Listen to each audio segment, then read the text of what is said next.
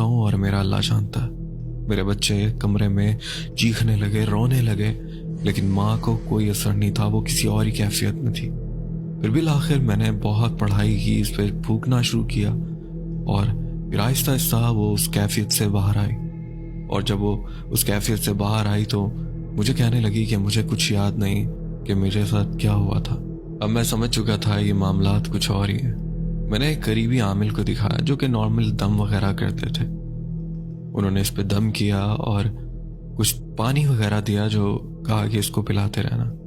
کچھ بہتری آئی، لیکن وہ والی بات نہیں تھی کہ میں کہہ سکوں کہ میری وائف بالکل ٹھیک ہو گئی۔ بیماری وہیں تھی، وہ بہت بیمار رہنے لگی۔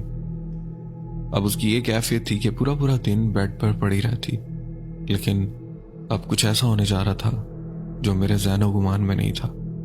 وہ پورا دن بیمار رہتی، اور ایک رات کیا ہوتا کہ میں اپنے کمرے میں سو رہا تھا، میرے بچے بھی سو رہے تھے۔ اب میری عادت یہ تھی کہ میں نے اپنے ڈبل بیڈ کے ساتھ ایک روم میں ہی چارپائی بچھا رکھی تھی۔ وہ سردیوں کے دن تھے اور شدید ٹھنڈ تھی، یعنی اگر آپ اپنے لحاف سے ہاتھ باہر نکالتے ہو تو آپ کا ہاتھ ایسے جیسے برف ہو جائے۔ اس شدید ٹھنڈ میں میں نے ڈبل بیڈ پہ اپنے بچوں کو اور اپنی بیوی کو سلا رکھا تھا۔